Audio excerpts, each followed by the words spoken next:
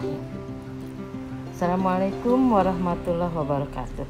Anak-anak, alhamdulillah pagi ini kita bertemu lagi untuk belajar tentang tanggapan kritis atau teks tanggapan kritis.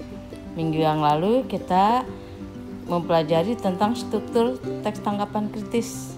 Ya, masih ingat kan struktur teks tanggapan kritis apa saja? Oke, benar, yaitu konteks, kemudian deskripsi, dan penilaian. Nah, ciri bahasa pada teks tanggapan kritis ini ada 3 hal seperti halnya struktur. Nah, apa saja kebahasaan dalam teks tanggapan kritis? Yaitu pertama, penggunaan kata rujukan, kemudian penggunaan kalimat kompleks, dan terakhir penggunaan kata penghubung atau konjungsi. Nah, kita mempelajari kata rujukan. Apa sih kata rujukan itu? Nah, kata rujukan yaitu kata yang merujuk pada kalimat atau pernyataan sebelumnya. Contohnya misal, lagu Tanah Airku adalah salah satu lagu nasional yang ditulis oleh Ibu Sud. Lagu ini dijadikan lagu penutup pada akhir siaran di beberapa stasiun televisi Indonesia. Lagu tersebut menggugah rasa nasionalisme seseorang saat berada di luar negeri. Nah, pada PPT dilihat di situ Tanah Airku, Ibu kasih garis bawah. Jadi lagu Tanah Airku. Kemudian lagu ini itu merujuk kemana? Ternyata lagu ini adalah lagu Tanah Airku. Lagu Tanah Airku dijadikan lagu penutup, maka ini merujuk kepada Tanah Airku. Kemudian lagu tersebut maksudnya tersebut apa? Yaitu lagu Tanah Airku, menggugah rasa nasionalisme seseorang. Nah, jadi contoh kata rujukan dalam hal ini adalah ini dan tersebut. Baik, jelas? Nah, kedua adalah kalimat kompleks. Apa sih yang dimaksud dengan kalimat kompleks? Nah, di dalam tata bahasa modern ini kita mengenal adanya kalimat tunggal dan kalimat kompleks. Kalimat tunggal apa? Siapa yang tahu? Mengapa disebut kalimat tunggal?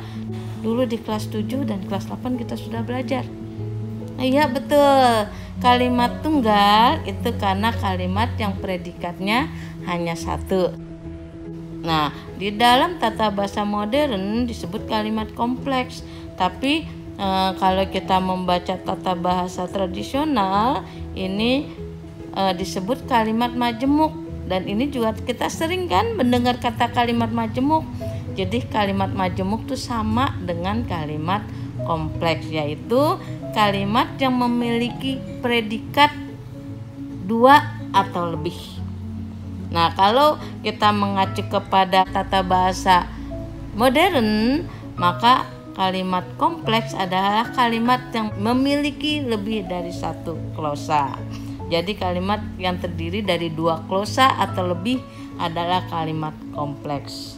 Kalau ke tata bahasa tradisional, kalimat majemuk adalah kalimat yang memiliki predikat 2 atau lebih. Nah, itu jadi sama saja. Kuncinya adalah predikat. Predikat di situ berarti sebuah klosa itu harus ada predikat, gitu ya. Baik, contohnya. Nah, kita lihat contoh. Untaian kata-kata dalam lagu mengisahkan betapa si aku sangat mencintai rumah dan kampung halaman tempat ia dilahirkan dan dibesarkan. Nah, kalimat ini kan panjang. Nah, kita lihat. Untaian kata-kata dalam lagu mengisahkan betapa si aku sangat mencintai rumah dan kampung halaman tempat ia dilahirkan dan dibesarkan. Kenapa kalimatnya ini sangat kompleks? Nah, kita lihat dari segi predikat. Ada berapa predikat? Ya, kita lihat ada mengisahkan, betul. Kemudian ada mencintai. Kemudian juga ada dilahirkan. Nah, di situ lebih dari 3 predikat. Dan kalau kita lihat klosanya juga lebih dari 2 klosa. Maka kita lihat di sini. Kalimat tersebut sangat kompleks karena terbentuk dari beberapa klosa sebagai berikut. 1. Untaian kata-kata dalam lagu mengisahkan sikap nasionalisme. Tadi kan dikatakan ya kalimat awalnya. Kita lihat di sini. Untaian kata-kata dalam lagu mengisahkan betapa. Nah, betapa ini kita kembangkan. Yaitu mengisahkan sikap nasionalisme. Jadi betapa itu menggantikan kata sikap nasionalisme. Untaian kata-kata dalam lagu mengisahkan sikap nasionalisme adalah klausa pertama. Nah, klausa kedua di sini sikap nasionalisme. Nah, sikap nasionalisme dikembangkan lagi menjadi betapa si aku mencintai rumah dan betapa si aku mencintai kampung halaman. Jadi kita melihat ada 2 atau 3 klausa. Klausa pertama, untaian kata-kata lagu mengisahkan sikap nasionalisme. Klausa keduanya, betapa si aku mencintai rumah, dan klausa ketiga, betapa si aku mencintai kampung halaman. Ternyata kampung halaman dikembangkan lagi. Nah, kampung halaman dikembangkan menjadi tempat ia dilahirkan dan tempat ia dibesarkan. Maka kalau kita lihat di dalam kalimat tersebut, kalimat kompleks, di sini ada 5 klausa. Klausa pertama di sini mengisahkan ya, lagu mengisahkan sikap nasionalisme. Untaian kata-kata dalam lagu mengisahkan sikap nasionalisme, itu klausa pertama. Nah, karena dia klausa, maka ibu tulis menggunakan huruf kecil. Kalau ibu tulis untaian menggunakan huruf besar ditambah titik, itu bukan klausa, namanya kalimat ya. Jadi itu yang membedakan antara kalimat dengan klausa. Jadi klausa pertama, untaian kata-kata dalam lagu mengisahkan sikap nasionalisme. Kemudian klausa kedua, betapa si aku mencintai rumah. Klausa ketiga, betapa si aku mencintai kampung halaman. Kemudian klausa keempat, tempat ia dilahirkan. Dan klausa kelima, tempat ia dibesarkan. Jadi kalimat ini disebut kalimat kompleks karena terdiri dari 5 klausa. Disebut kalimat majemuk karena terdiri mempunyai ada 5 predikat. Mana saja 5 predikatnya? Pertama, mengisahkan. Kedua, mencintai. Di sini ya, mencintai rumah, mencintai kampung halaman.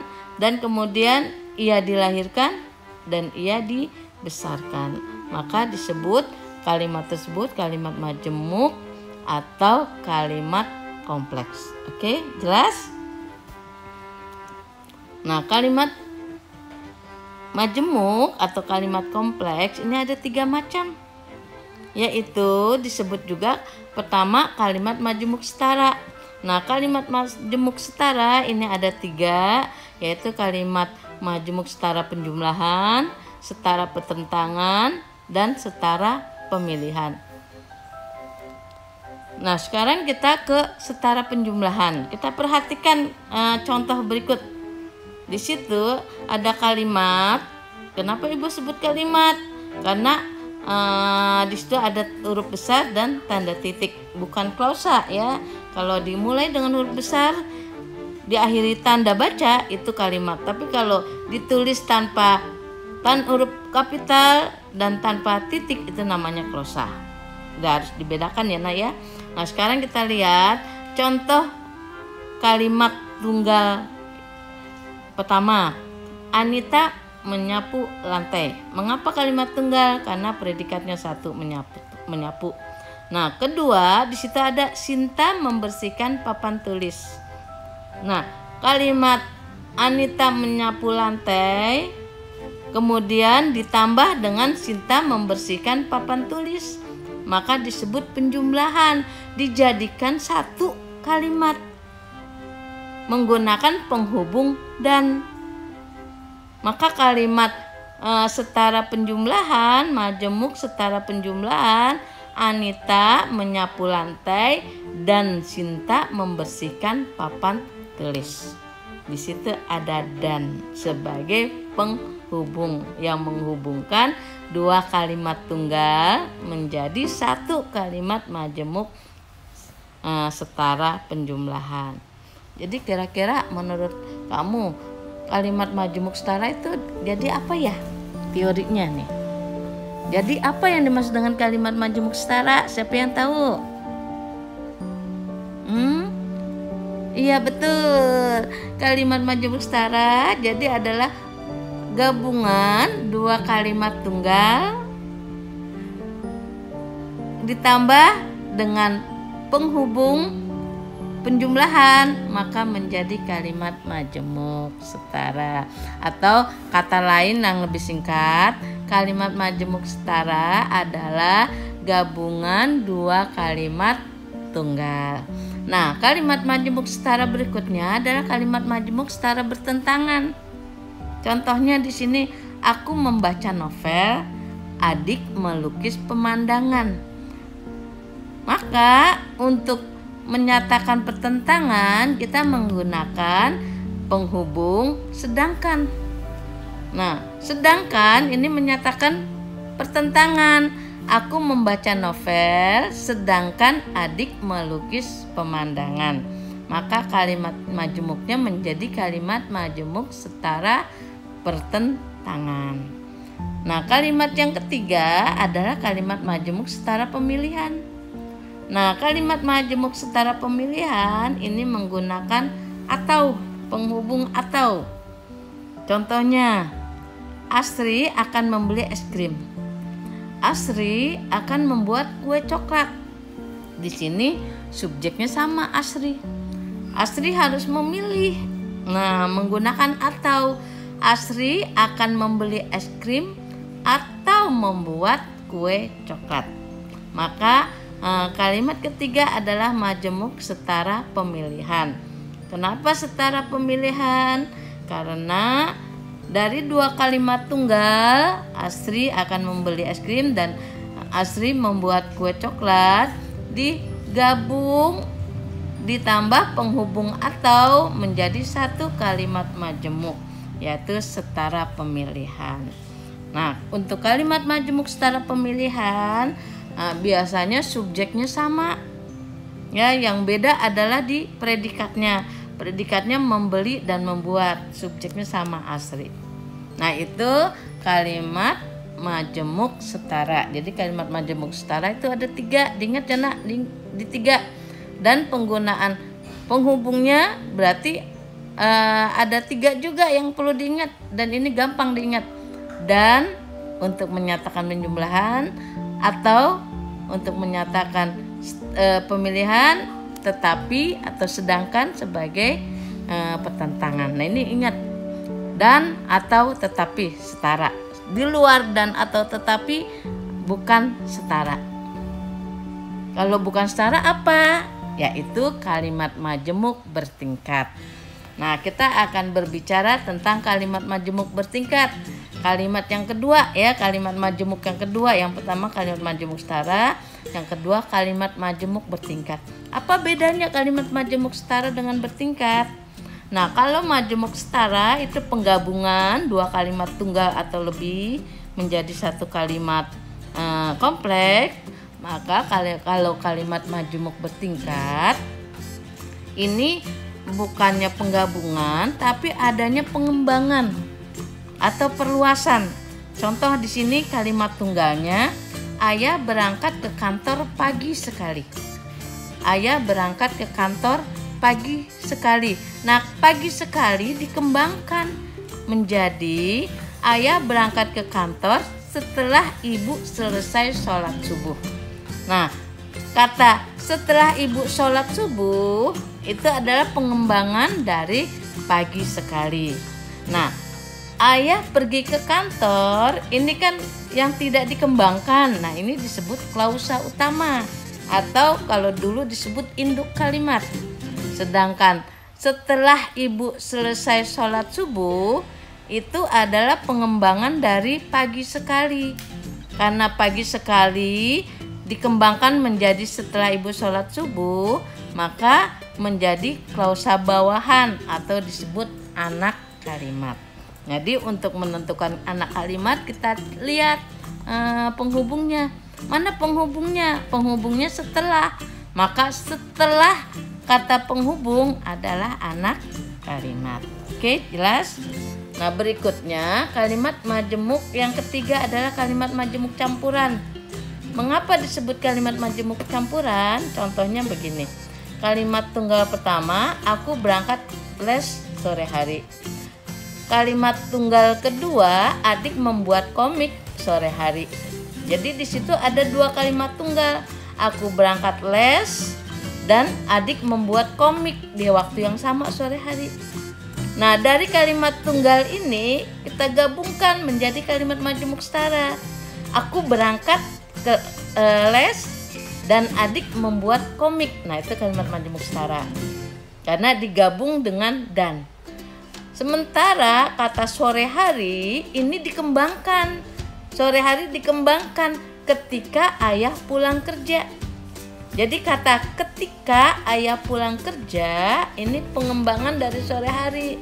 Maka kita mendapatkan kalimat aku berangkat les dan adik membuat komik yang merupakan kalimat majemuk setara ditambah ketika ayah pulang kerja, pengembangan dari sore hari menjadi kalimat bertingkat. Maka di dalam kalimat ini ada setara, ada bertingkat, maka disebut kalimat majemuk campuran. Nah, karena dia campuran, kita lihat ada ketika. Ketika ini adalah kalimat konjungsi atau kata penghubung di luar dan atau tetapi. Kita ingat dan atau tetapi adalah milik setara. Sementara ketika itu milik bertingkat. Berarti ketika ayah pulang karena milik bertingkat merupakan anak kalimat atau klausa bawahan.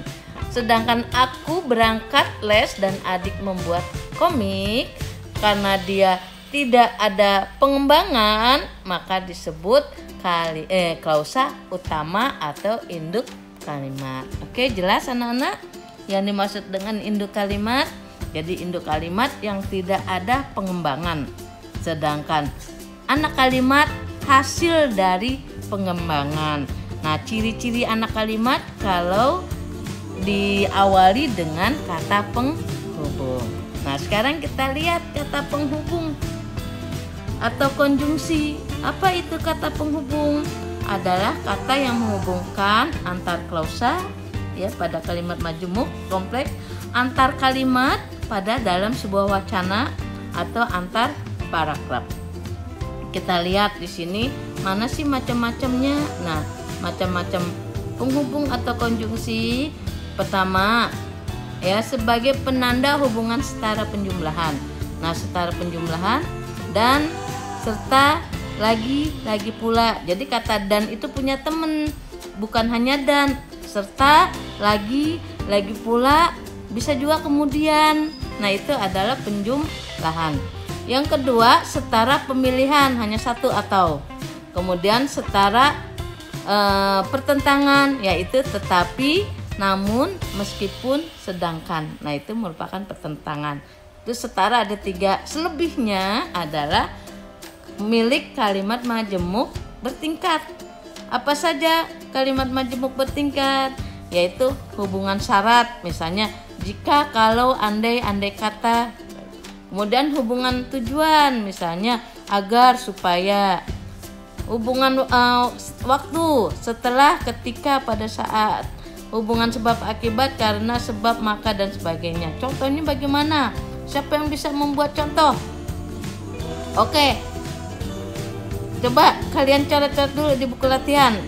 Ibu pengen lihat bagaimana contoh dari macam-macam konjungsi, terutama untuk kalimat majemuk bertingkat, yaitu tentang syarat. Siapa yang bisa membuat kalimat majemuk atau kalimat kompleks hubungan syarat? Jadi menggunakan jika. Siapa yang bisa menggunakan tujuan, agar atau supaya. Waktu, misalnya ketika, setelah, saat. Kemudian sebab akibat, bisa karena, sebab, maka, sehingga, dan sebagainya. Silakan kamu tulis, Ibu beri waktu 2 menit. Setelah itu silakan tunjuk tangan yang bisa jawab. Oke.